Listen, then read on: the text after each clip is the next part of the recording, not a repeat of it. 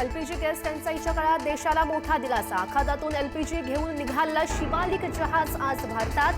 दुपारी 2 वाजता जहाज गुजरातच्या मुंद्रा बंदरावर पोहोचणार। इराकमध्ये इराण समर्थक दहशतवादी तळांवर भीषण हवाई हल्ला। अमेरिकेच्या हल्ल्यानं इराकमधील किरकुक प्रांत हादरला। अनेक इराण समर्थक यामध्ये ठार झाल्याची शक्यता।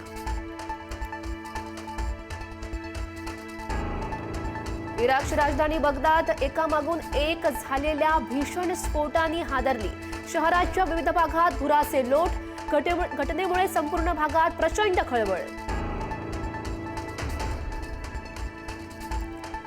इराणने ड्रोन पाडण्यासाठी युक्रेनची इस्रायलला मदत। युक्रेननं प्रत्यक्षात युद्धामध्ये प्रवेश केल्याचा इराणचा दावा। पुढचं टार्गेट युक्रेन असू शकतं, इराणचा इशारा।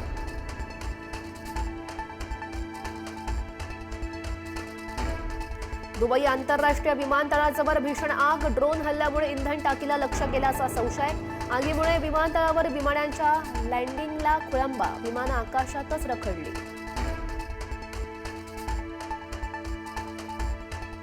गॅस टंचाईच्या विरोधात धुळे जिल्ह्यातील नागरिक आक्रमक। गॅस सिलेंडर मिळत नसल्यानं आंदोलन। रास्ता रोकोसाठी महिलांची देखील उपस्थिती। महाराष्ट्र साहित्य परिषदेच्या अध्यक्षपदी योगेश सोमन यांची वर्णी। अध्यक्षपदाच्या चुरशीच्या लढतीत प्रतिस्पर्धी मिलिंद जोशी यांचा पराभव करत मिळवलं परिषदेचं नेतृत्व। नागपुरात सिलेंडरची सबसिडी मिळाली, पण सिलेंडर नाही। 2 महिन्यांपूर्वी सिलेंडर घेऊनही बुकिंग होत नसल्याची तक्रार। सिलेंडर मिळवण्यासाठी सकाळपासूनच ग्राहकांची गर्दी।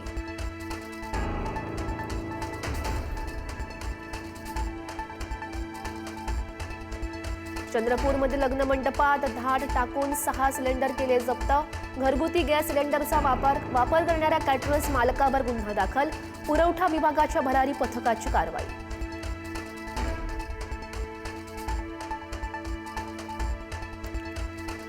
यंदा 10वी-12वी परीक्षेतील सामूहिक कॉपी प्रकरणी 130 शिक्षक निलंबित। राज्य शिक्षण मंडळाची आतापर्यंत सगळ्यात मोठी कारवाई।